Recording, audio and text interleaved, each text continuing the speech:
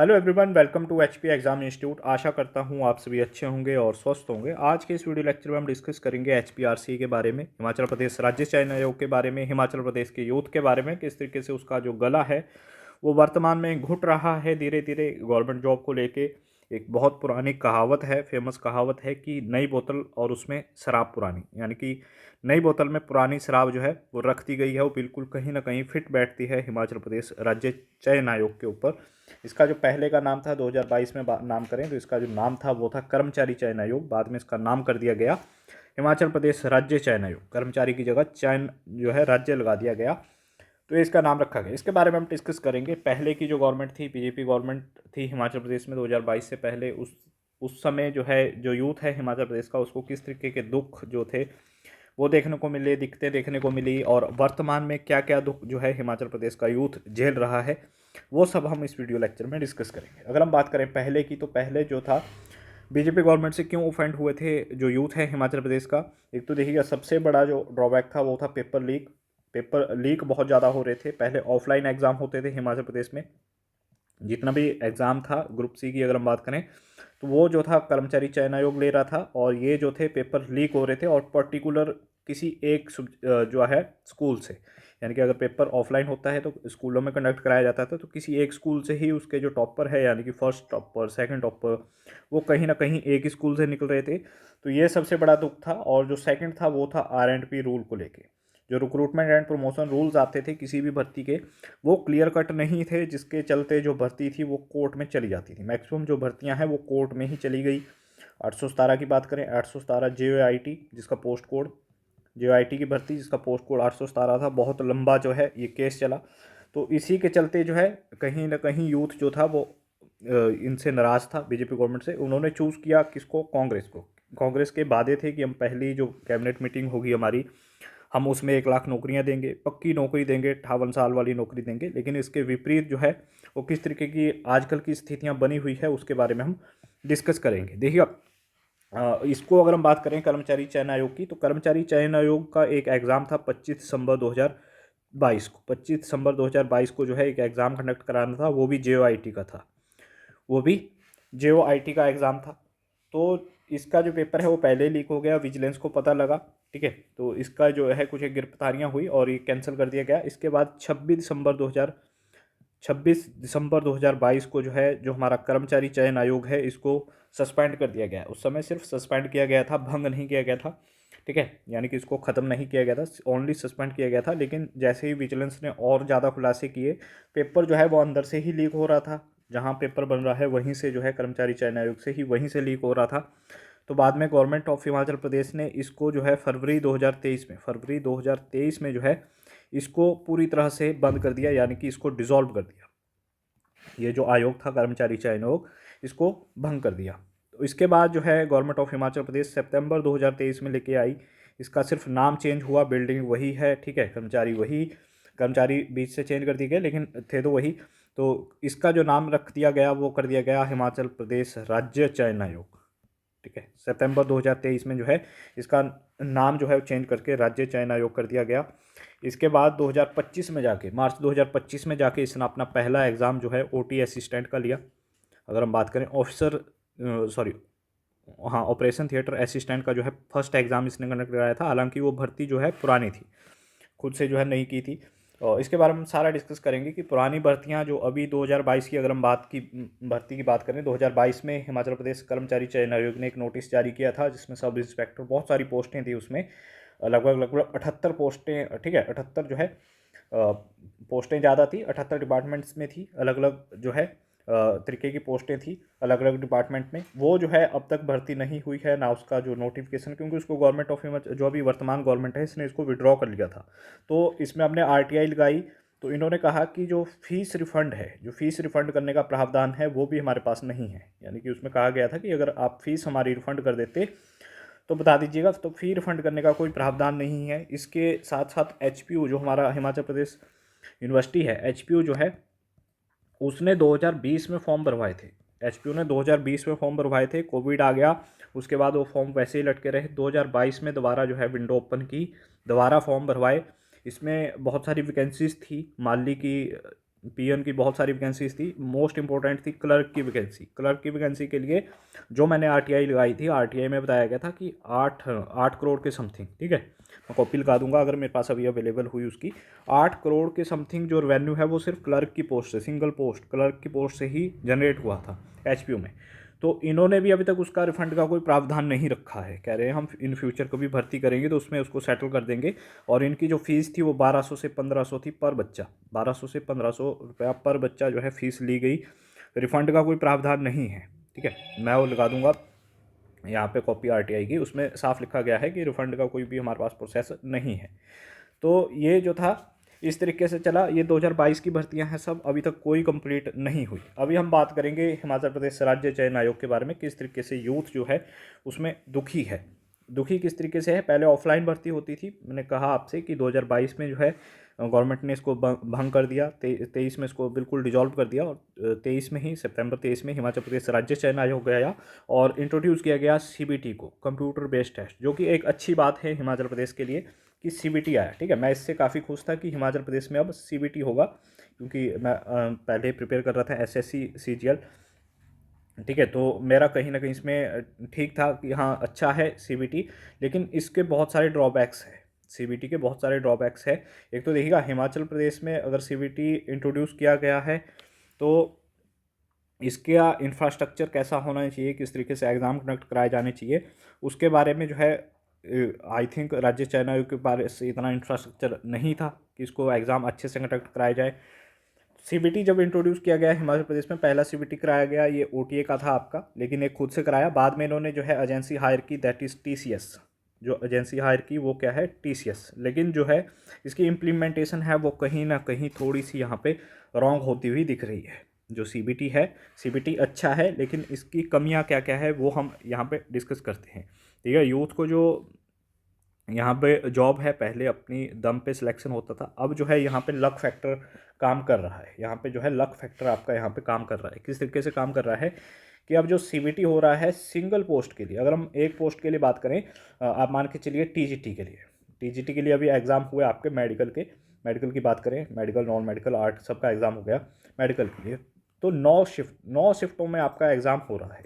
पहले वही exam single shift में हो रहा था, जब ऑफलाइन एग्ज़ाम थे वही एग्ज़ाम एक ही शिफ्ट में हो रहा था, मेरिट बन रही थी, तो उसके बेस पे जो बच्चे थे, जो सिलेक्शन हो रही थी, उसको जो है सिलेक्ट कर दिया जा रहा था। अब जो है एक ही पोस्ट के लिए 9 पेपर कंडक्ट कराए जा रहे हैं, एक ही पोस्ट के लिए 9 पेपर सब कराए जा रहे हैं। बच्चों की स्ट्रेंथ कितनी है, सिर्फ 15,000 बच्चों ने जो है पेपर दिया, उसके लिए आप 9 शिफ्टें कंडक्ट करा रहे हो। अभी पटवारी का एग्ज़ाम होगा, 1,87,000 बच्चों ने उसको भरा है, ठीक है। तो आप देखिएगा उसको कि वो कहाँ जाएगी स्ट्रेंथ, कि उसकी कितनी शिफ्टें होंगी, कम से कम 25 शिफ्टें तो मान के चलो आप। तो ये जो है ये सबसे बड़ा ड्रॉबैक है, क्योंकि इसमें जो फॉर्मूला लेके आए हैं वो है नॉर्मलाइजेशन मेथड। इसमें नॉर्मलाइजेशन होगा, नॉर्मलाइजेशन सब करते हैं, एसएससी भी करता है, टीसीएस भी, एसएससी भी करता है, सॉरी, इसके बाद रेलवे भी करता है, ठीक है। इनका वेंडर भी टीसीएस है। अब टीसीएस, एसएससी ने एडीपीटी को जो है हायर किया है, लेकिन रेलवे जो है वो टीसीएस से एग्ज़ाम कंडक्ट करा रहा है। हिमाचल प्रदेश भी टीसीएस से एग्ज़ाम कंडक्ट करा रहा है। लेकिन अब अगर 4 बच्चे हैं, 3 बच्चे हैं, ए बी सी करके, अगर ए का पेपर आसान आ गया तो उसके नंबर कम हो जाएंगे, बी का टफ आ गया तो उसके इंक्रीज़ हो जाएंगे, ठीक है। नॉर्मलाइजेशन, स्टैंडर्ड डेविएशन पे काम करता है ये मेथड। इसके बारे में हम अलग से डिस्कस करेंगे कि किस तरीके से नॉर्मलाइजेशन काम करता है। लेकिन क्या हिमाचल प्रदेश सिंगल शिफ्ट में 15,000 बच्चों का एग्ज़ाम नहीं कंडक्ट करा सकता? पहले भी जो है पटवारी का एग्ज़ाम कंडक्ट हुआ है, ऑफलाइन में कंडक्ट हुआ है पटवारी का एग्ज़ाम। अगर हम बात करें 2019 में भी जो है पटवारी का एग्ज़ाम कंडक्ट हुआ है, सिंगल शिफ्ट में हुआ है। उस समय भी लाख 1.5 लाख बच्चों ने पेपर दिया है, एक ही दिन में एग्ज़ाम कंडक्ट हो गया था।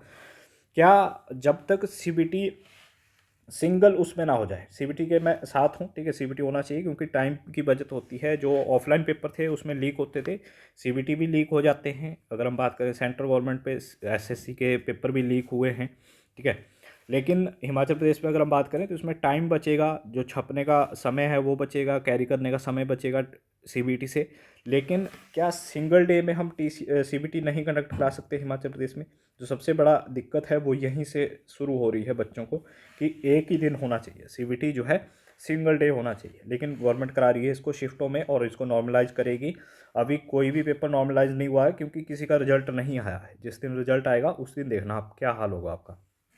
इसमें जो नॉर्मलाइजेशन मेथड है वो अच्छा है, लेकिन इसको इम्प्लीमेंट जो करेंगे किस तरीके से करेंगे वो देखने वाली बात होगी। क्योंकि कहाँ जहाँ तक मेरे को लग रहा है, क्योंकि एसएससी में भी ऐसा ही होता है, नंबर कम जो है कर दिए जाते हैं जिसके ज़्यादा होते हैं नॉर्मलाइजेशन मेथड के थ्रू। अब एक तो सबसे बड़ा ड्रॉबैक यही रहा कि जो एग्ज़ाम है आपका वो सिंगल शिफ्ट में नहीं कंडक्ट करा के इसको मल्टीपल शिफ्ट्स में जो है कंडक्ट कराया जा रहा है, जो कि हिमाचल प्रदेश की यूथ को कहीं ना कहीं इससे जो है परिचित नहीं थे कि इस तरीके से जो है जो गवर्नमेंट है वो एग्ज़ाम कंडक्ट कराएगी। तो इसकी जो एजेंसी है टीसीएस, उसका शुरू से ही रहा है। अगर हम बात करें सेंट्रल गवर्नमेंट में, तो सेंट्रल गवर्नमेंट में जो है सेपरेट जो आपका सिलेबस आता है सेपरेट, अगर साइंस आ रही है तो साइंस के ही क्वेश्चन है, मैथ आ रहा है तो मैथ के ही क्वेश्चन है। लेकिन अब जो है वो मिक्स क्वेश्चन आ रहे हैं, क्वेश्चन जो है वो मिक्स आ रहे हैं। हिमाचल प्रदेश का जीके ही गायब कर दिया गया है हिमाचल प्रदेश के एग्ज़ाम से, ठीक है। यानी कि कोई प्रॉपर वेटेज नहीं है किसी सब्जेक्ट से इतने क्वेश्चन आएंगे ताकि बच्चे जो है वो अच्छे से पढ़ पाएँ। बस वो डायरेक्टली सिलेबस दे देते हैं कि 30 नंबर का जो है आपका ये आएगा, उसमें से भी 5 सब्जेक्ट डाल देंगे। अब किस सब्जेक्ट से कितना डालेंगे, कोई प्रॉपर सिलेबस नहीं है। अब कुछ एक बच्चों से मेरी बात होती है, अगर हम बात करें यहाँ पे डिपार्टमेंट में ही, तो एसएससी से इसको कंपेयर करते हैं। किससे कंपेयर करते हैं? एसएससी के। अगर मैं बात करता हूँ इसके बारे में तो कहते हैं कि एसएससी भी तो सीबीटी करवाता है। मैं सीबीटी के खिलाफ नहीं हूँ, मैं पहले ही बता दूँ, ठीक है। सीबीटी अच्छा है, लेकिन इसमें भी क्या प्रूफ है कि लीक नहीं होगा। अभी बच्चे आपका आर्ट का एग्ज़ाम देके आए हैं, टीजीटी आर्ट का एग्ज़ाम देके आए हैं, वो कह रहे हैं मैंने ऑप्शन ए चूज़ किया था वहाँ पे, लेकिन अब वहाँ पे जब रिस्पांस की आई तो वो कह रहा है आपने बी चूज़ किया है। तो बताओ मेरे पास क्या प्रूफ है कि मैंने ए ही चूज़ किया है वहाँ पे, ठीक है।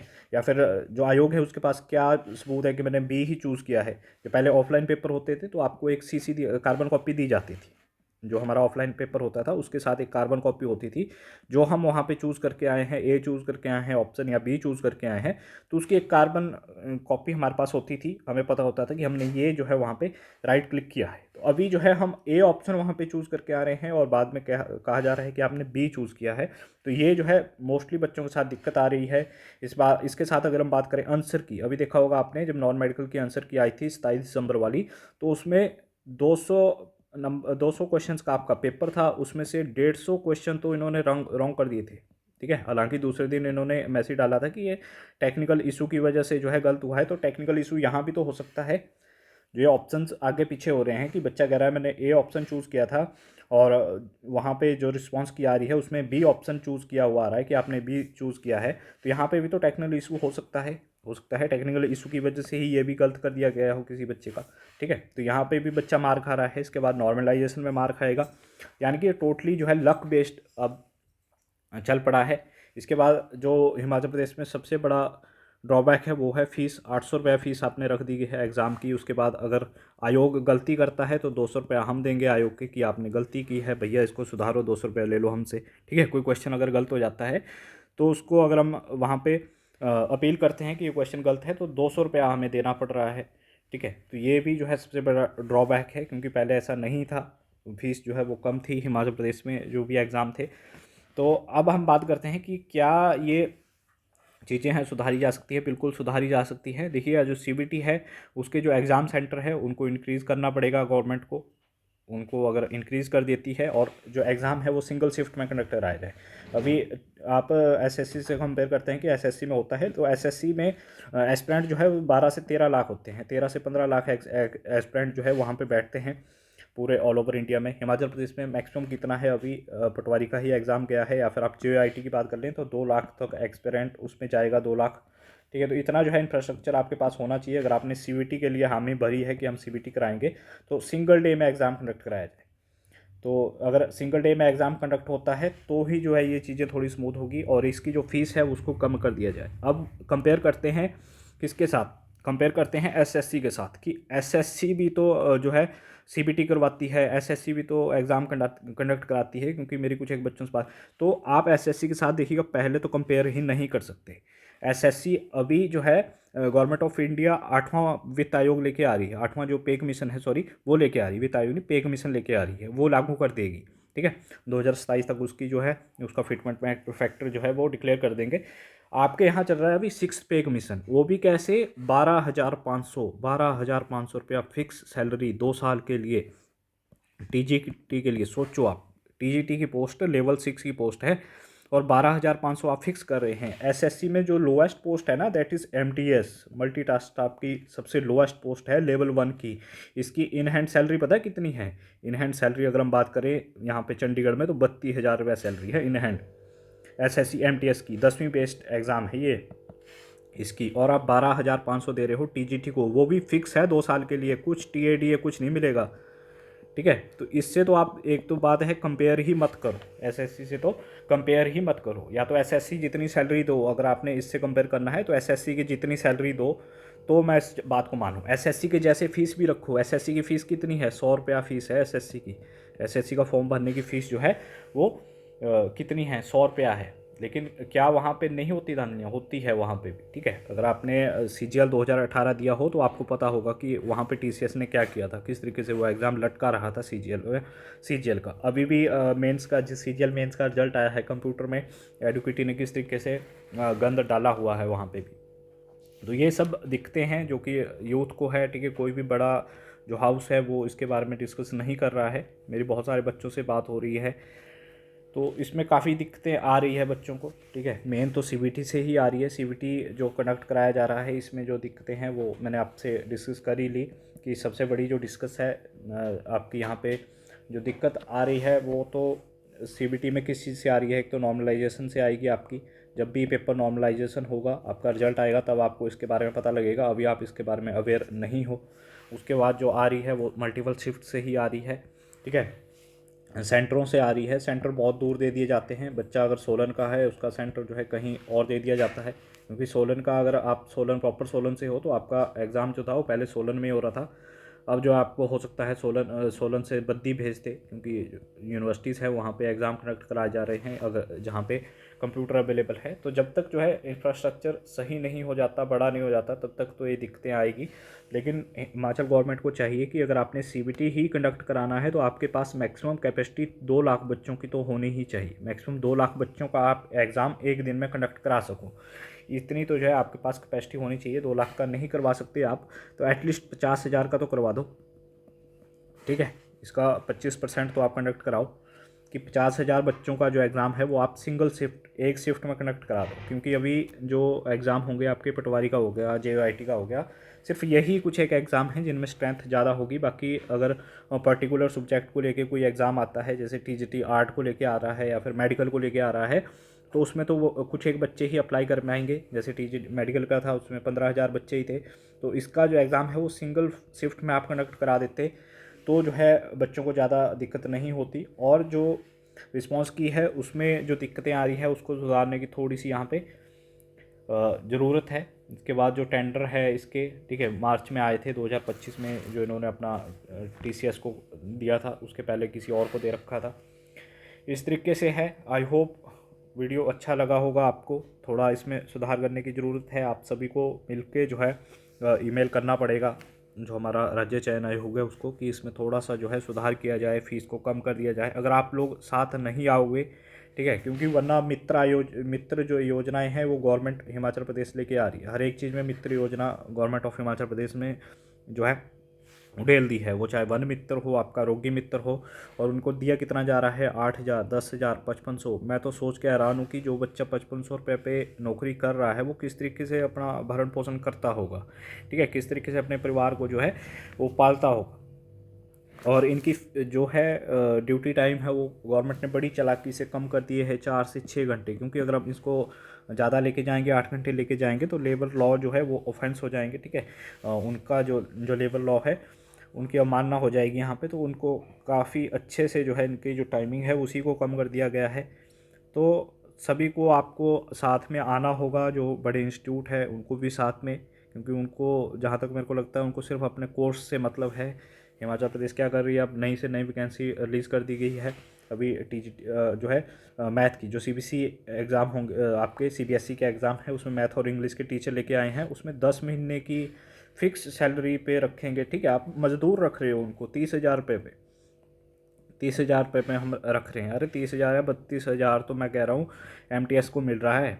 MTS को साथ आप साथ वाले स्टेट को देखो, आप साथ वाला स्टेट हरियाणा को देखो। आप हरियाणा में जो PN है ना, PN ग्रुप डी की वैकेंसी निकलती है हरियाणा में, उसमें PN है ना, उसकी जो सैलरी है वो है 28,000। PN की सैलरी, जो PN डायरेक्ट लगता है उसकी सैलरी, आप हर एक चीज़ 2 साल के कॉन्ट्रैक्ट पे लेके आ रहे हो, वो भी 12,500 रुपये में, 12,500 में, वो भी स्टेट कैडर में। कहीं पे भी अगर आपकी जॉब लग जाती है, इसी के अंदर आपको अपना रहना खाना पीना सब कुछ करना पड़ेगा। तो ये जो है दिखते हैं, जो भी बड़े इंस्टीट्यूट है वो साथ आने चाहिए। वो अपने कोर्स सेल करने पे लग जाते हैं, क्योंकि गवर्नमेंट नई भर्ती निकाल देती है, वो नया कोर्स लॉन्च कर देते हैं अपना। आज के लिए इतना ही। मुझे पता है आप सब मायूस हो इस चीज़ को लेके, ठीक है, सबके अंदर दुख है, सब बोलना चाह रहे हैं लेकिन बोल नहीं पाते। लाइब्रेरी में सुबह से शाम घर के ताने, ठीक है, सारी चीज़ें देखनी पड़ती है बच्चों को। अब फ़ीस देखिएगा आप, 800 रुपया फ़ीस है। 800 रुपया जो है क्या है, फ़ीस रखी गई है। उसके बाद जो है आप फॉर्म भरोगे, 800 का आपने भर दिया, उसके बाद कोई अकेडमी आ जाती है, इंस्टीट्यूट आ जाता है, क्योंकि पढ़ना तो है, मेंटर तो आपको चाहिए।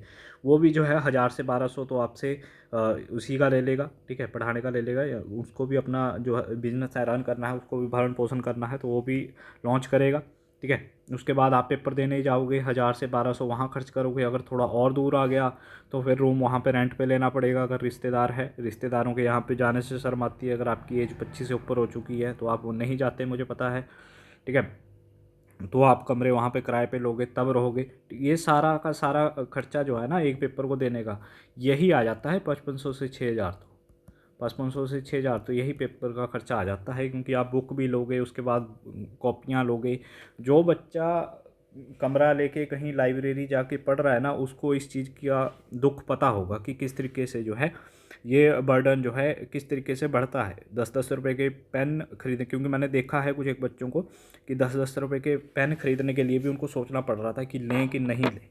तो ये जो बर्डन है, इसके लिए आपको देखो साथ में ही आना पड़ेगा, ठीक है। जहाँ तक मुझसे होगा मैं आप लोगों के साथ हूँ।